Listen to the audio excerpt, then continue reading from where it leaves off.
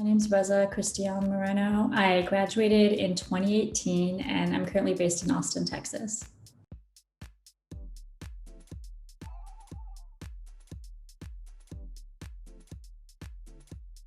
I would say the main thing I've been up to has been something I've started when I was at St. John's. I started a publication called Sustain the Mag, online media, independent online magazine, and essentially wanted to create space for showing how environmental justice and sustainability is inclusive and it is for everyone, and shifting that narrative of what sustainability looks like in media. So I started that in 2017 and I still am running it till this day, which is really surprising. And honestly, I'm proud of that. And although it's not my full-time job, it is a passion project that I've been focusing on. And then on top of that, I recently got my first full-time job 2 years ago. So I wasn't one of those people that got a job right out of college. So it took me a while to get that full-time gig. So I currently work at TikTok as a brand development manager in the sales role. So juggling a passion project and a full-time at the moment, currently in Austin.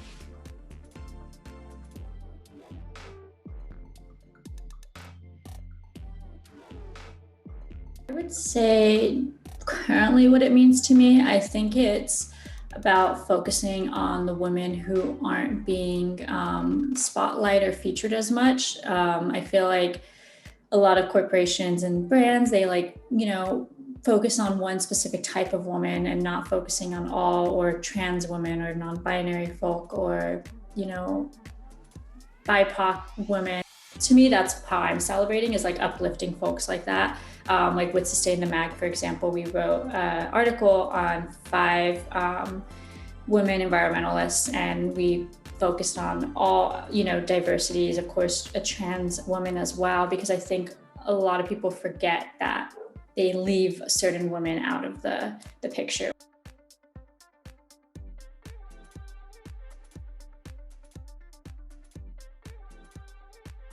I'd say it's challenging mainly because, like I said, it's not a full-time job, and I see a lot of counterparts, specifically male counterparts, who will be like, oh yeah, I started my own sustainable business and I'm full-time. And I'm like, that's so great. And I noticed that investors and venture capitalists, and getting down to the nitty-gritty of business in general, I think it's women specifically don't get the most funds, but specifically BIPOC women don't get the most funds when it comes to running their own businesses and startups. And that's historically been that way, especially Black and brown folks, or women specifically.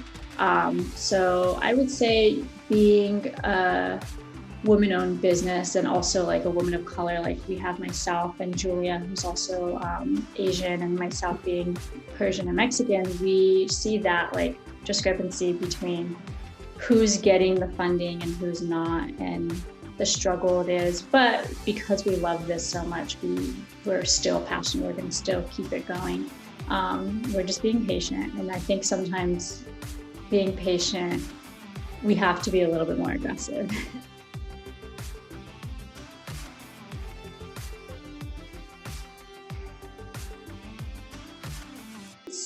So this was technically our second time or third time getting approved for press, but it's my personal first time attending. We applied in 2019 and we got it, but being that I was in New York at the time, I couldn't travel to Austin because I didn't have the funds to do so. So I had someone that I knew in Austin go on our behalf. And then in 2020, we applied again as well, but then the pandemic hit, so they canceled it for the last 2 years. So finally, having a South by, this is, I think, the first South by in over 3 years that has happened in person. So it was an incredible experience just to be there. It was very inspiring and motivated, just seeing the people that were speaking on the panels. We've mostly focused on the climate change sessions and more social impact sessions. So we got to hear from Indigenous folks talking about Native representation in TV, and trans rights in Texas, and just a lot of great topics and conversations. And yeah, I wish that was my life, and I wish I could just keep learning and keep meeting people. And I know that's not the case, but maybe one day. Yeah, it was just really incredible. And the main focus of us was we wanted to share what we learned to others that couldn't attend or maybe not have attend. So we're going to be posting a lot of content and a lot of written articles on our website pretty shortly and soon.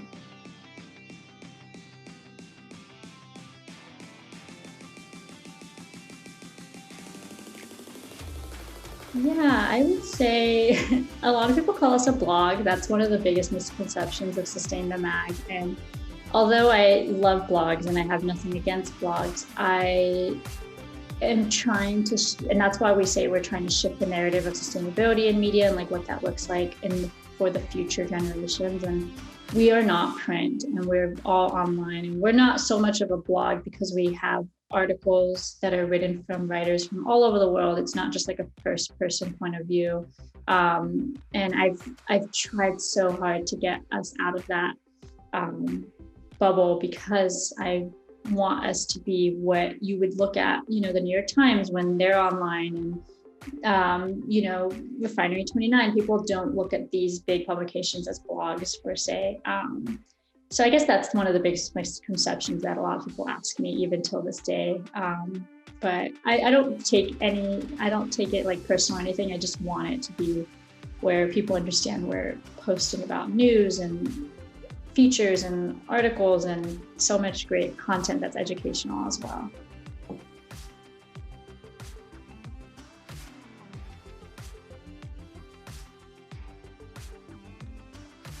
Question.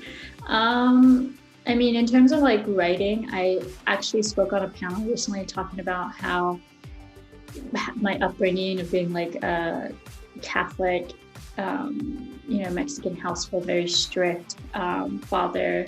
I think writing was like my outlet of like trying to express myself and express my differences and like the different outlooks I had in life that were different from obviously what I grew up in.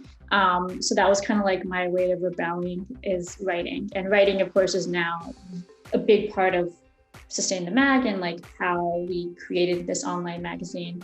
And then in terms of sustainability, I always like to say my family and I were sustainable. We just didn't know what that meant growing up. We would reuse plastic spoons when we would go to Yogurtland, put them in the dishwasher, and we never got rid of them, and use reuse plastic containers and plastic bags. And then we would also recycle cans and water bottles for extra cash that we would actually use to go to the movies.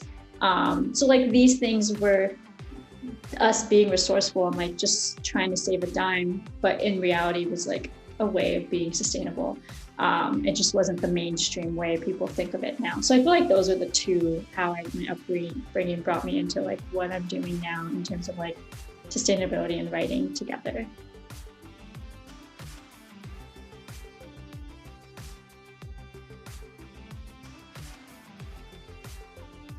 I would like to say my grandma, my Nana, was a really cool person.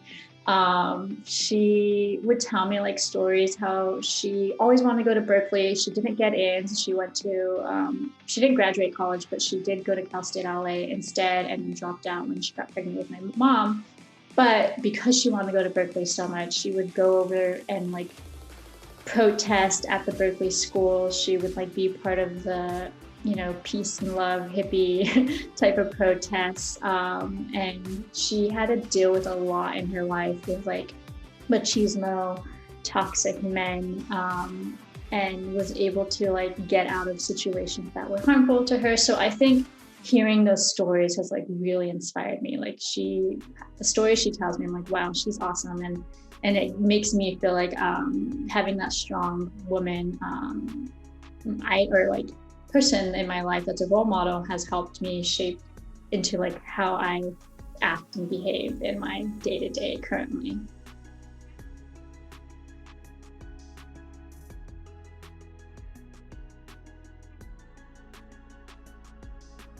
I guess a lesson I would have shared would be to not be afraid of sticking up for myself. I think I was always afraid and always kind of like, a people pleaser and like letting others like walk all over me, including my own family. And I think I would have wanted myself to know that I didn't have to wait until I was out of the house, out of college to do that, to stick up for myself. So that's one thing I would have mentioned, and to not be so afraid of life and that things will be fine, essentially.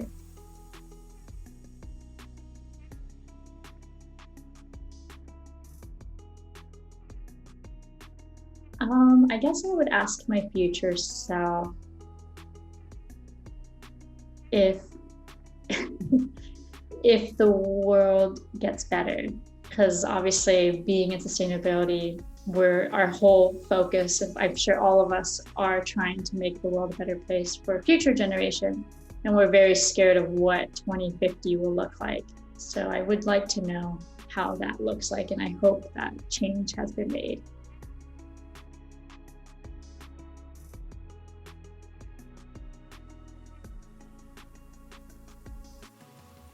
Go out there and like meet people. I would meet people, like I was probably what, in my early 20s, meeting people in their late 30s already starting businesses and talking about my business, trying to get the word out there.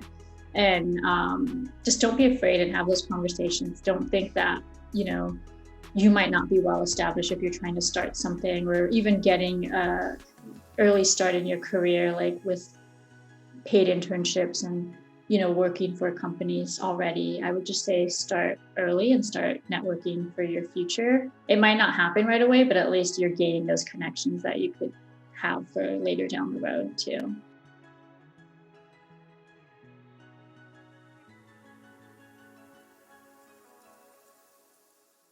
Thank you so much for listening. I'm Reza. You can find me at sustainthemag.com or at sustainthemag on Instagram. And thanks for having me.